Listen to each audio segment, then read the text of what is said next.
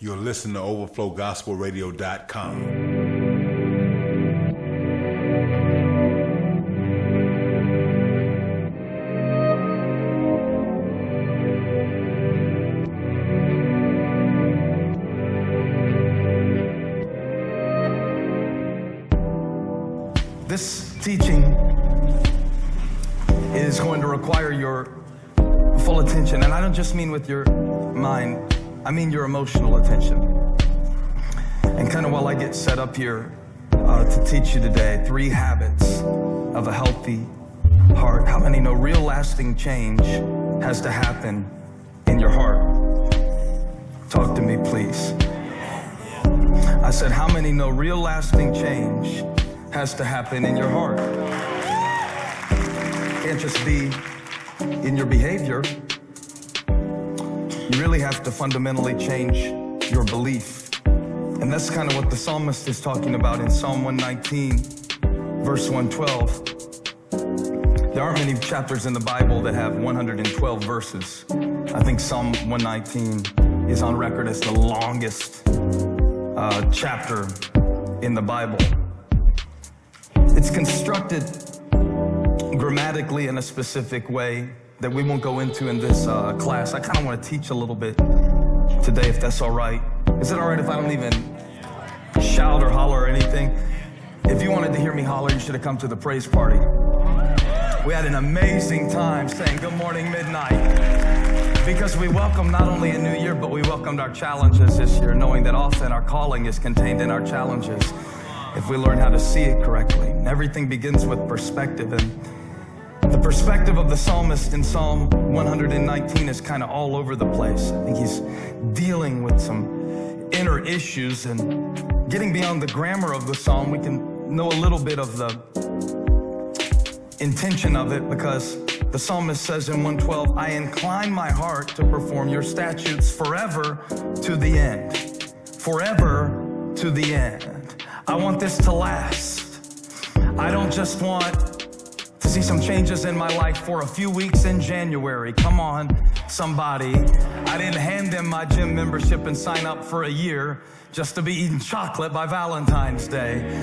I want to see some lasting change in my life this year. The psalmist said, I incline my heart. It has to happen within. Not just the behavior, but the belief that drives the behavior has to change, or the change won't stay. We found this out over and over again. Every new year we learn it again. And so lasting change is what I'm after, and I incline my heart. Interesting choice of words. If you incline something, that means that it was naturally not in that position. That means you had to act upon it in order to orient it in a different direction, right? So we don't incline something that's already upright. Must have meant that his heart was declined. And the problem with a lot of us is we go through life reclined. That is just however we wake up, that's how we stay. However we feel, that's how we act. The psalmist said, I act upon my attitude and I incline my heart. Did you know you're in charge of your heart? Yes. Quit saying people broke your heart. They can't break it if you don't give it to them. Hey, hey. And so he said, I'm setting my heart in the direction of heaven. I wonder, is your heart set in a divine direction today? Incline my heart. I don't think this is something you do like one time, you know? You just incline your heart to God when you were 12 at summer Bible camp and you never were tempted again. I think we want it to be that way. I want it to be like the infomercial. Do you remember the infomercial with the rotisserie, Showtime rotisserie oven? And the man said, set it and forget it. That's how I want my heart to be. Like that infomercial. Set it and forget it. I want my heart to just stay there, you know? Just, hey, I went to church first Sunday in January. That ought to get me by. I said it. But the psalmist said it's not enough to set it and forget it.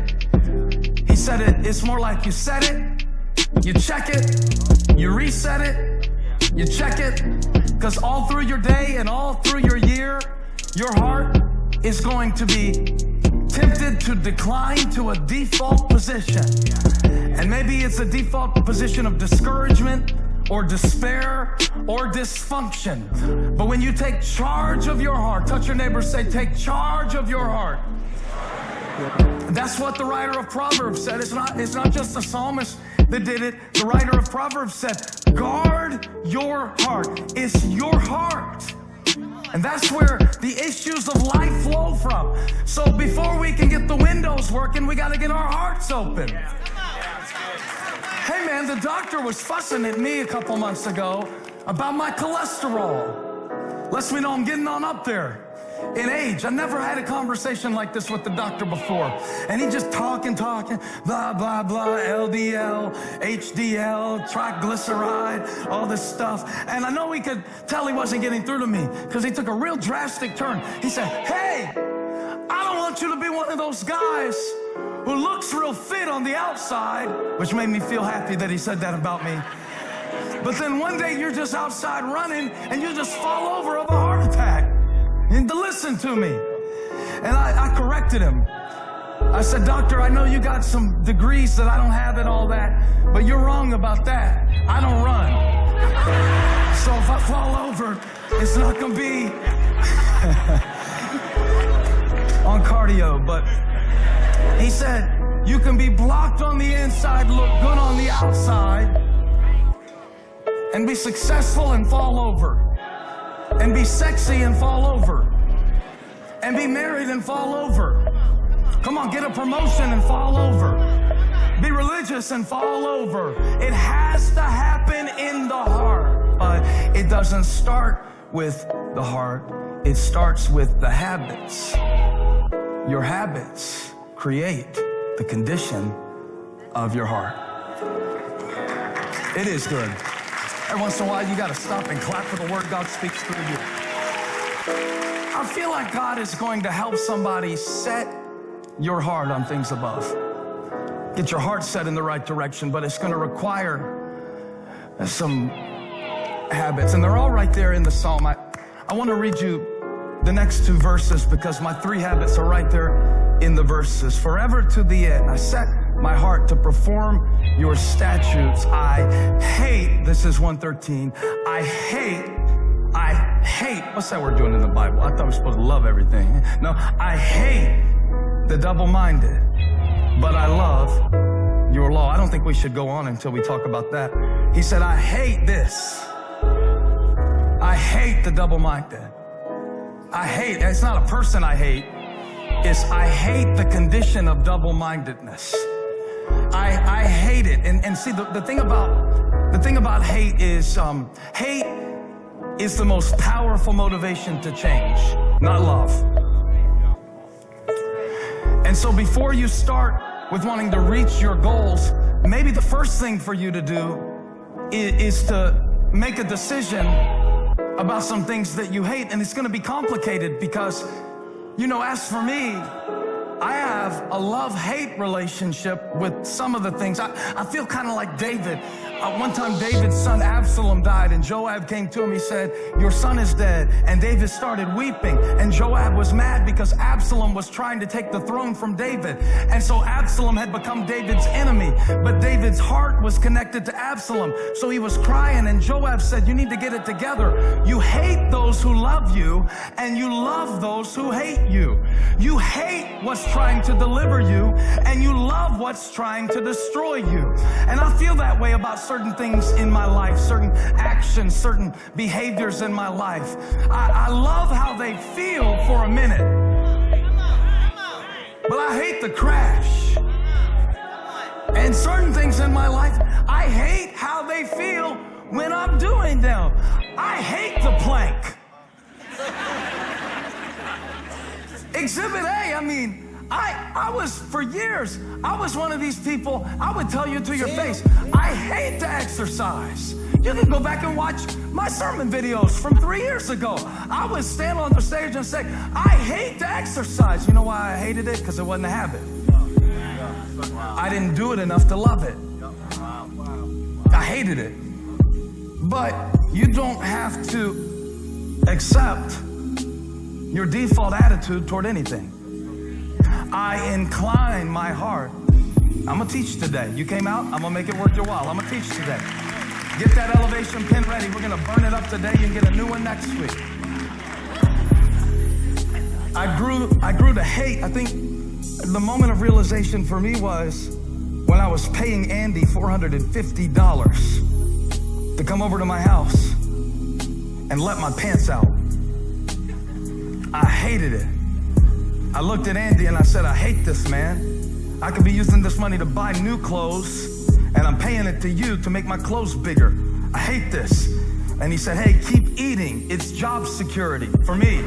That's what my tailor said. I said, no, man, I hate this. I hate this feeling. And sometimes before you can make a change, Yes, sir. you have to be motivated by, I know it's a strong word, it's not very pastoral. You have to hate it. You have to hate it. You have to hate self-pity. Wow. And the problem with hating self-pity is, it feels good like a bag of Doritos on your tongue. See, it's not that I hate the taste of Doritos. I just hated what it did to my waist. This is so good. Sounds simple, but it's real deep. He said, I hate the double-minded, I love your law. Before I can do what I love, I have to know what to hate. I hate this. I hate the way, watch. I love what it does for me, but I hate what it does to me. It's a complicated relationship. A bag of Doritos does something for me. It might not do anything for you. It does something for me. I have a long-standing relationship with carbohydrates. They have been there for me in the midnight hour when I couldn't call on anybody else. I could call on chocolate. So I love it. But I love what it does for me, but I hate what it does to me. I hate all this. I hate anger. It makes me feel good. It even gets me some results. I have a complicated relationship with anger. If you get mad enough, you can get people to do what you want, but then you're all alone after they do it. Nobody wants to be with you. I hate being angry because I hate being alone. Somebody shout outcome. I hate the outcome of this and that. I hate it. I hate what it does to my marriage. I hate what it does to my relationships. I hate how it disturbs my inner peace and puts me in a state of turmoil. And it's complicated. It's a complicated relationship that I have with complaining. I love to complain. Ooh, I love to tell somebody. You can look at me when the Bible says don't do it. The Bible says don't do it, but it didn't say it doesn't feel good.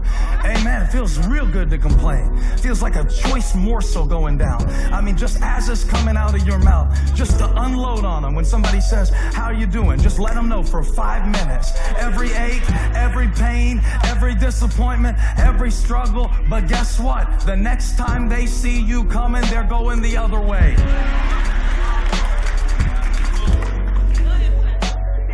Because it's the law of diminishing returns. It gets you high for a minute. I love to talk bad about people. I do. I shouldn't say these things. I tell myself every week after I finish on Sunday when I'm watching back my sermon, Furtick, don't say stuff like that.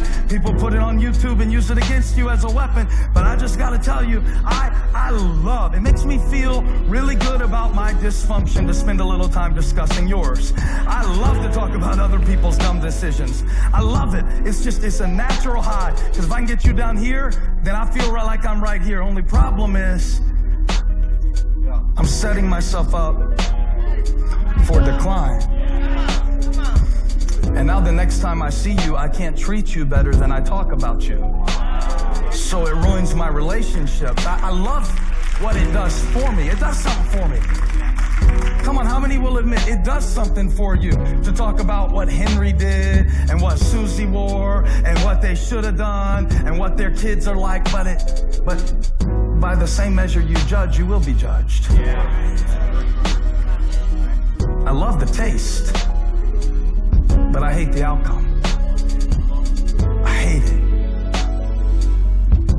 problem with a lot of our resolutions for change is that they are not motivated by a healthy kind of hate.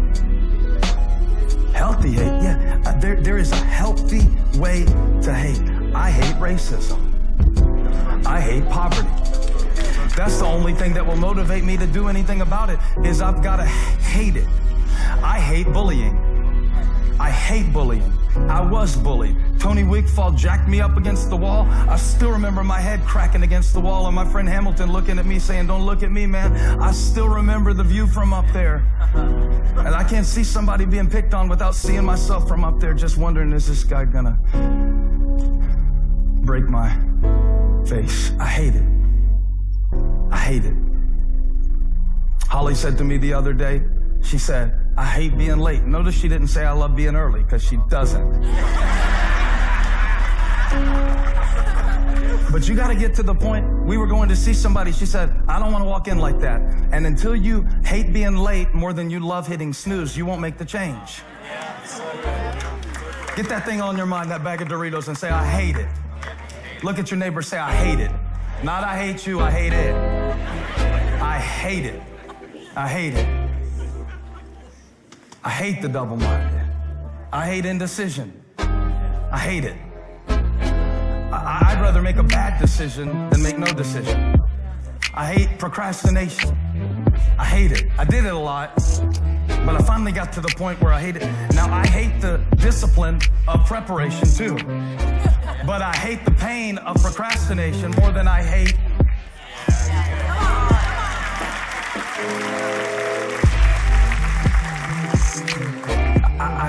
I hate it. And I actually said to somebody the other day, I said, I never thought I'd hear myself say this, and I used to hate people who said this. I think I like exercise. After 3 years of doing it 5 days a week and finding out what works for me, I think I'm one of those people that I used to roll my eyes at. I think I like to exercise. I think I've reset my heart. I declare reset.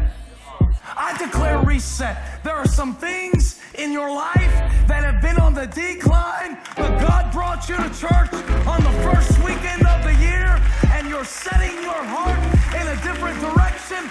Come on, you're going to love the presence of God this year. You're going to love the Word of God this year. You're going to love the right things this year. Train your brain to hate it. Train your brain. I know that's what my dad was trying to do when he made us eat all the food on our plate, when we overfilled it at Ryan's buffet. Vacation memories. He said, "You're gonna eat every bite on that plate."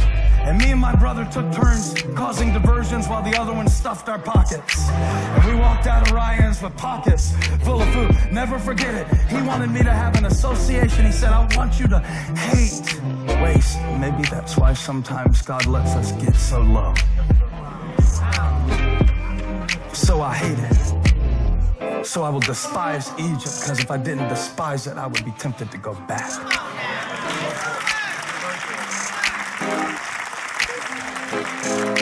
Hate the double-minded, and I love your law. And I know what to hate. And this is healthy habit number 2. I know where to hide. Do you know where to hide? You better. Because the attacks are going to come, and the missiles are going to fly, and the doubts and discouraging thought are going to try to set your heart on the decline, get you off track, take you back where you've been, keep you stuck from moving forward. Do you know where to hide when discouragement comes flying past your head? Or do you run to the same enemy that is attacking you in an effort to hide? I'm not talking about physical places, because the hiding places that we create that destroy us are usually the ones in our heart. Emotional states.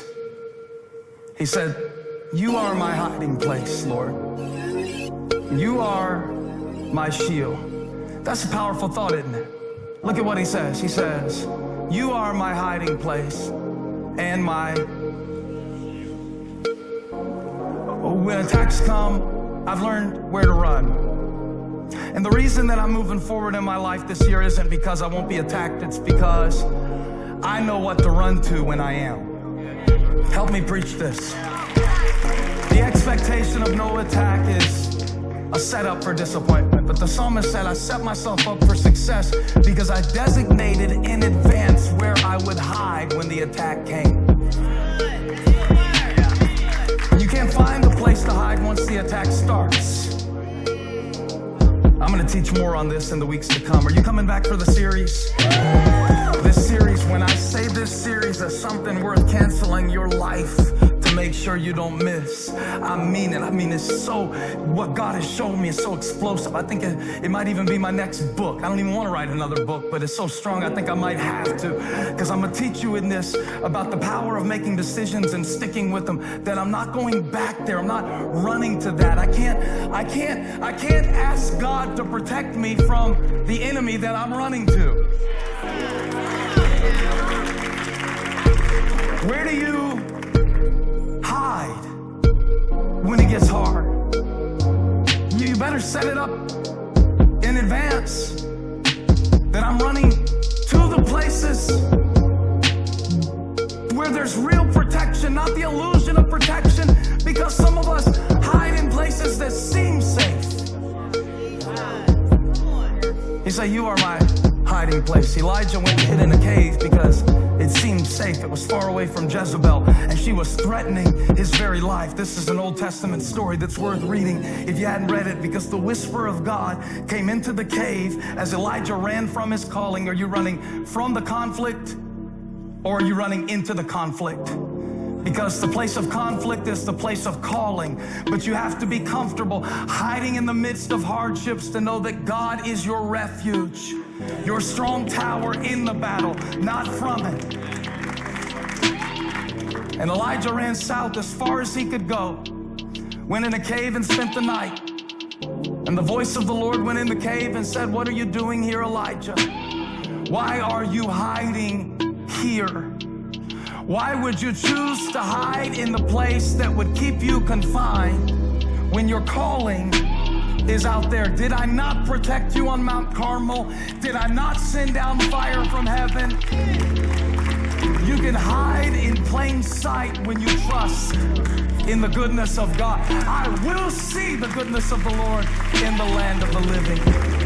But I won't experience life in dead places, so I gotta know where to hide.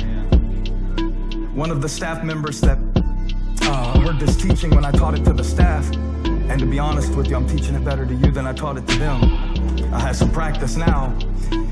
She said that her hiding place is blame. She said, when I'm confronted with a need to change, I hide behind blame. And when we were picturing our hiding place, because I had all of the staff members, I could have you do this, but I don't want to embarrass you, and you might be a first-time guest.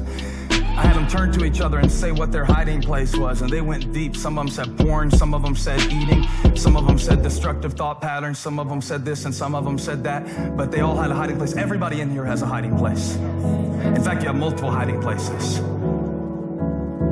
And she said her hiding place is blame. Something goes wrong. Well, if the kids hadn't, well, if the car hadn't, you know, blame it's a convenient hiding place because it will shield you from the inconvenience of change. If it's somebody else that needs to change, it's a convenient hiding place for a little while. But it's a paper mache shield. It can only keep you from so much. She said, I blame everybody, I blame everything. I blame the way I was raised. I blame my parents for being too hard on me, and then I blame them for being too easy on me. I blame them if they would have made me stick with piano lessons, and then I blame them that they made me show up to choir practice. I mean, I blame them. I blame what I did get. I blame what I didn't get. Blame was her hiding place. What's yours? What's yours? Elijah had a cave. She had blame. I wonder, do you hide behind low expectations? This one is real common because if you don't expect much, you can't be disappointed.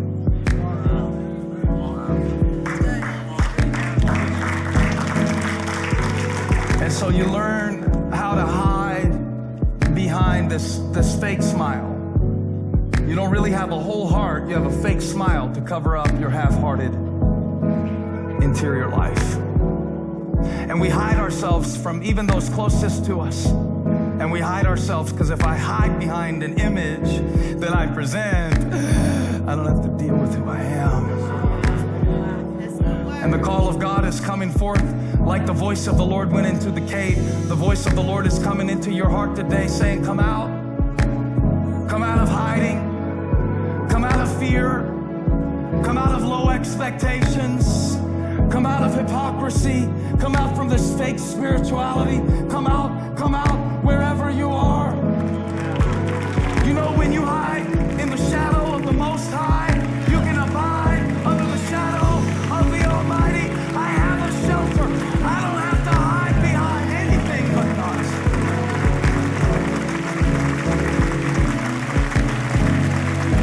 I'm glad it snowed so I can preach this message. This is going to open your heart. What good will it do for the windows of heaven to be open if your heart is blocked? You gotta know where to hide, or you'll be running, doing your thing this year, and just collapse, the doctor said, because you didn't know where to hide. I know where to hide. I don't always do it, but I know where, and that's a start. I know where to hide. Somebody shout, I know where to hide. My kids were playing hide and seek one time and they got locked in the crawl space. That's what you don't want to do. And sometimes it's like that. You're running from something thinking you're hiding, but you end up locking yourself.